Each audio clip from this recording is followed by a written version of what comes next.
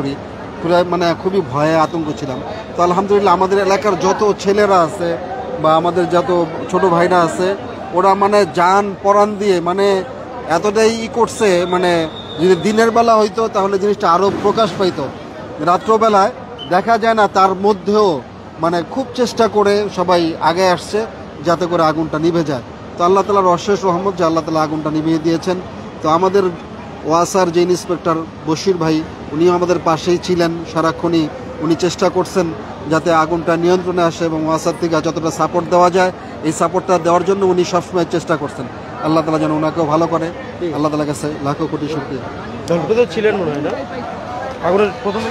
দর্শক, একটু জানিয়ে রাখতে চাই যে মূলত আজকে কিন্তু খিলগাঁওয়ের যে তালতলার সমিল, এখানে একটি কাঠের একটি সমিল ছিল, সেই জায়গাটিতে কিন্তু আগুন লাগার ঘটনা ঘটেছে এবং সেই ঘটনার কিন্তু এই মুহূর্তে আগুন নেভানোর জন্য কিন্তু প্রায় 12টি ইউনিট কিন্তু এই মুহূর্তে কাজ করছে এবং আমরা যেমনটি দেখাতে চাচ্ছি, দেখতে পাচ্ছেন যে এই জায়গাটিতেই মূলত আগুন লাগার ঘটনা ঘটেছে এবং এখন শেষ পর্যন্ত মূলত এই আগুন নিয়ন্ত্রণের কাজ করছে। একটু জানিয়ে রাখতে চাই মূলত আজ ঠিক সন্ধ্যে 7:30টার দিকে মূলত এই আগুন লাগার ঘটনা ঘটে এবং ফায়ার সার্ভিসের কর্মীরা প্রায় 12টি ইউনিট কিন্তু একসাথে এই আগুন নিয়ন্ত্রণে আনার কিন্তু চেষ্টা করছেন এবং উৎসুক জনতার যে ভিড় সেটিও কিন্তু বেশ ভালোভাবে লক্ষ্য করা যাচ্ছে। আমি যদি একটু দেখানোর চেষ্টা করি যে এখনও কিন্তু আগুন নেভানোর যে কার্যক্রম সেটি কিন্তু চলছে এবং মোট 12টি ইউনিট কিন্তু একসাথে এবং এলাকাবাসীরা মিলে কিন্তু এই আগুন কিন্তু নিয়ন্ত্রণে আনার কিন্তু চেষ্টা করছেন।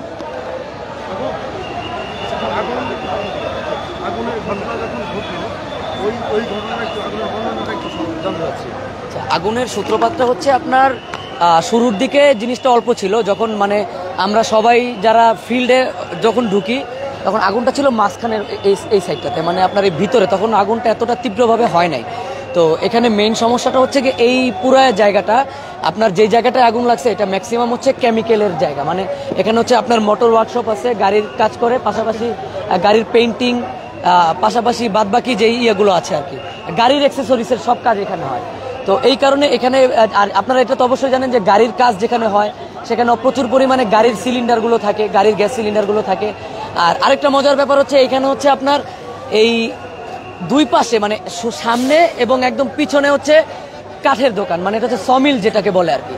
তো এই কারণে আগুনটা খুব দ্রুত ছড়ায়, এবং আগুনের প্রথম আগুনটা ভয়াবহ আকার ধারণ করে তখন একটা সিলিন্ডার বিস্ফোরণের মাধ্যমে। আপনার ভিতরে হয়তো যে ভিতরে যে দোকানটা ছিল, যে ওয়ার্কশপটা ছিল, সেখানে একটা সিলিন্ডার বিস্ফোরিত হয়।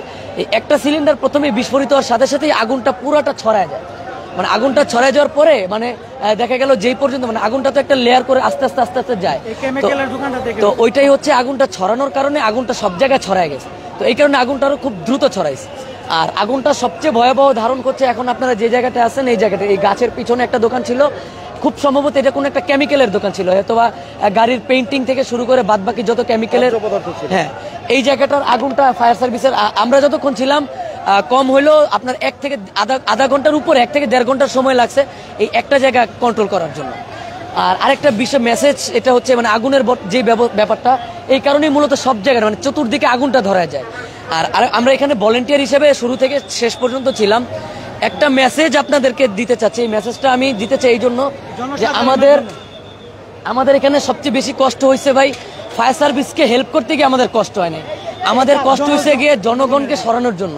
এইখানে স্বেচ্ছাসেবক এবং ভলেন্টিয়ার এবং ফায়ার সার্ভিস এবং আইন শৃঙ্খলা বাহিনীর চাইতে বেশি ছিল উৎসুক জনতা। এখানে প্রায় মানে আমি হাজার কিভাবে বলবো, কয়েক লক্ষ মানুষ আইসে এখানে দাঁড়াইছে।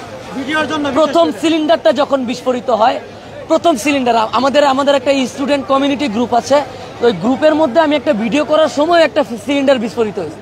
ওই সময় আমি দেখছি যে মানুষের মধ্যে মানে ওই সচেতনতাটা নাই যে আমরা একটু সরে যাই, আমরা আইন শৃঙ্খলা এবং ফায়ার সার্ভিসকে একটু সময় দিয়ে দিই।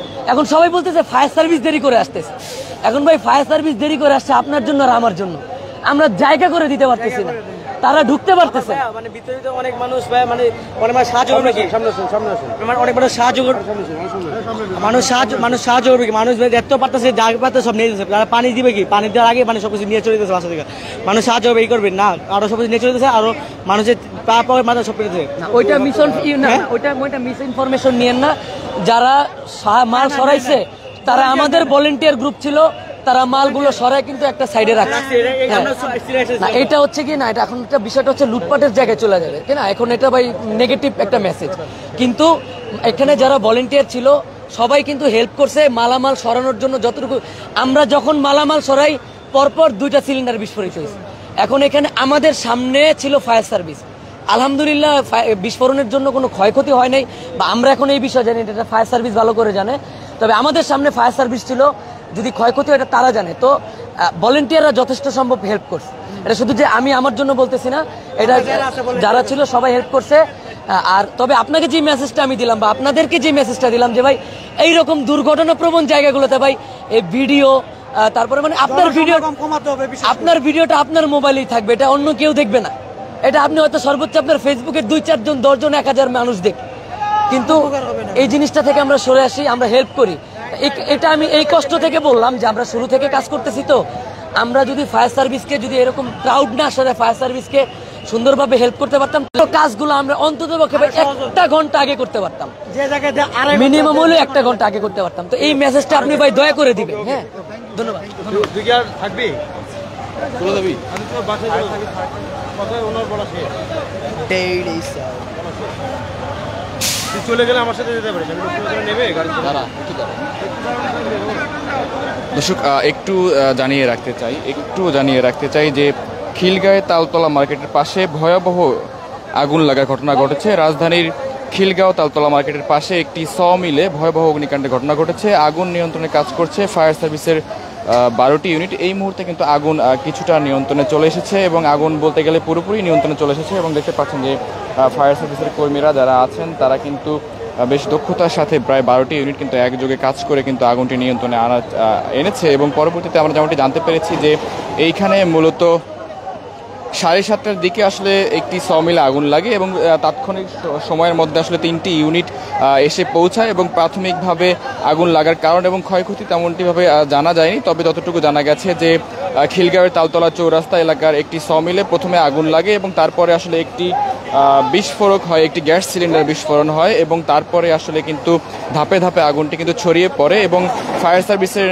নিয়ন্ত্রণ কক্ষের ডিউটি অফিসার যেমনটি জানিয়েছিলেন যে মূলত 12টি ইউনিট আসলে একযোগে কিন্তু এই আগুনটি নিয়ন্ত্রণে আনার চেষ্টা করছিল, এবং আগুন কিন্তু বর্তমানে কিন্তু বলতে গেলে অনেকটাই নিয়ন্ত্রণে চলে এসেছে। এবং মিলে আগুনের পাশে আসলে যেই মিলটি ছিল, অর্থাৎ কাঠের যেই দোকানগুলো ছিল তার পাশে আসলে একটি গ্যারেজ ছিল।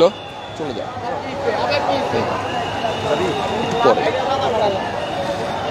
ওই জায়গায় আসলে একটি কেমিক্যালেরও দোকান ছিল এবং ড্রাম ছিল, এবং সেই কেমিক্যালের ড্রামগুলোতে আসলে আগুন ঠিকভাবে ছড়িয়ে পড়তে পারেনি। তবে আগুন ছড়িয়ে পড়লে কিন্তু আরও বড় দুর্ঘটনা হবার কিন্তু সম্ভাবনা ছিল। তবে এই জায়গায় কেমিক্যালের ড্রাম, মিলের কাঠ আছে, এবং গ্যারেজে কিছু সিলিন্ডারও ছিল। তবে শুধুমাত্র একটি সিলিন্ডার বিস্ফোরিত হয়েই কিন্তু মূলত কয়েকটি জায়গায় আগুন ছড়িয়ে পড়ে। তবে পরবর্তীতে আসলে কোনো ধরনের কোনো যেই হতাহত বা যেই দুর্ঘটনা, সেই পরিমাণ দুর্ঘটনা আসলে ঘটেনি। তবে আগুন কিন্তু বলতে গেলে এখন অনেকটাই নিয়ন্ত্রণে চলে এসেছে। এবং আমি যদি এখন সার্বিক যেই পরিস্থিতি সেটি যদি একটু দেখানোর চেষ্টা করি,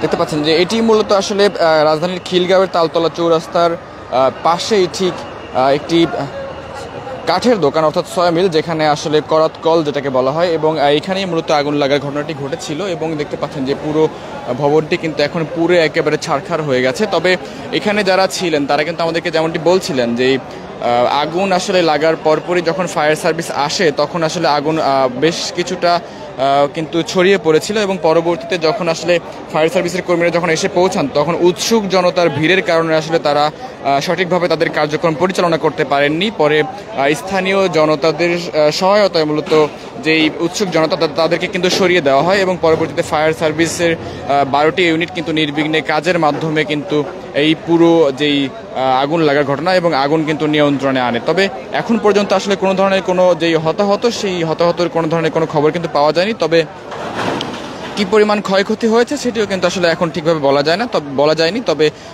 আমরা যেমনটি শুনছিলাম যে আগুন কিন্তু এখন বেশ খানিকটা নিয়ন্ত্রণে এসেছে এবং এই ভবনটিতে মূলত আগুন লেগেছিল, যেটি ছিল একটি আসলে কাঠের দোকান বা করাত কল।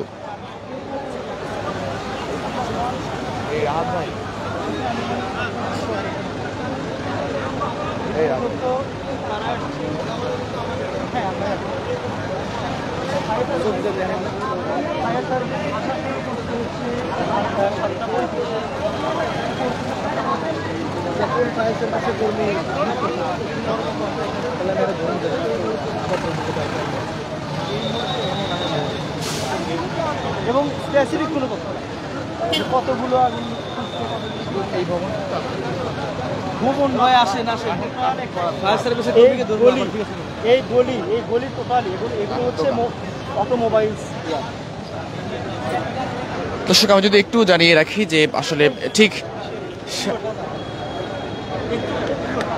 একটু জানিয়ে রাখি যে ঠিক 7:30টার দিকে কিন্তু আসলে মূলত আগুন লাগার ঘটনাটি ঘটে এবং এটি ছিল আসলে মূলত পুরো যেই ভবনটির পুরোটি ছিল মূলত কাঠের দোকান বা করাত কল এবং অটোমোবাইলের কিছু ওয়ার্কশপের দোকান ছিল। তবে এই ভবনটিতে কিন্তু হঠাৎ করে ঠিক 7:30টার দিকে আগুন লাগে এবং আগুন লাগার পরপরই কিন্তু ফায়ার সার্ভিসের প্রথমে 3টি ইউনিট কিন্তু এসেছিল এবং পরবর্তীতে আগুন যখন ছড়িয়ে পড়তে শুরু করে একটি গ্যাস সিলিন্ডার বিস্ফোরণের মাধ্যমে আগুন ছড়িয়ে পড়তে শুরু করে এবং পরবর্তীতে যখন আগুন পাশের কয়েকটি দোকানেও ছড়িয়ে পড়তে থাকে ঠিক তখনই আরও ফায়ার সার্ভিসের সংখ্যা বাড়ানো হয়। প্রায় 12টি ইউনিট মিলে কিন্তু আগুনটি নিয়ন্ত্রণে এনেছে। এই মুহূর্তে দেখতে পাচ্ছেন আগুন কিন্তু নিভে গেছে। তবে যতটুকু আমরা জানতে পেরেছি যে এখনো পর্যন্ত আসলে কি পরিমাণ ক্ষয়ক্ষতি হয়েছে সেই ক্ষয়ক্ষতির পরিমাণ আসলে এখন পর্যন্ত জানা যায়নি, যেটি আসলে কালকে হয়তো আমরা জানতে পারবো। তবে এখন পর্যন্ত যতটুকু বলা যায় যে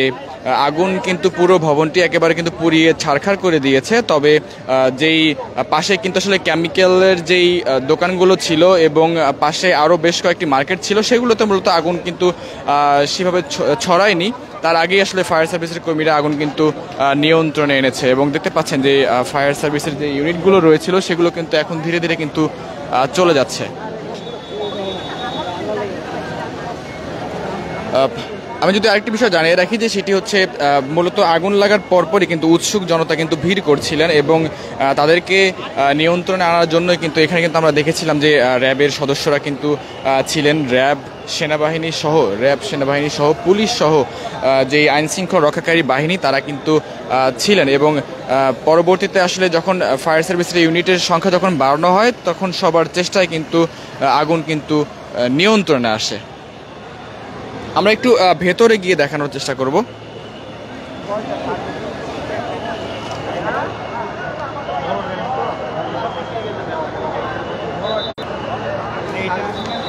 একটু ভেতরে গিয়ে দেখানোর চেষ্টা করব আসলে কি পরিমাণ ক্ষয়ক্ষতি হয়েছে, সেই ক্ষয়ক্ষতির পরিমাণটুকু একটু দেখানোর চেষ্টা করব। আসলে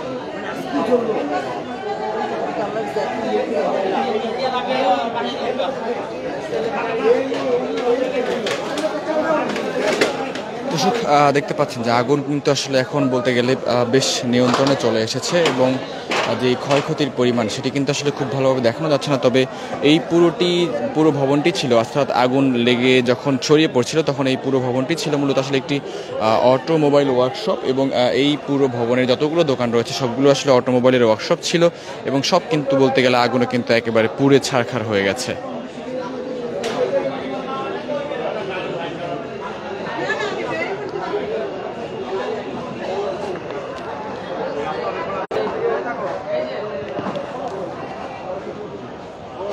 দর্শক আমরা ক্ষণে ক্ষণে আপনাদের সঙ্গে যুক্ত হব এবং দেশের সকল খবর সবার আগে পৌঁছে দেওয়ার চেষ্টা করবো। এতক্ষণ আমাদের সঙ্গে যুক্ত থাকার জন্য সবাইকে ধন্যবাদ জানাচ্ছি।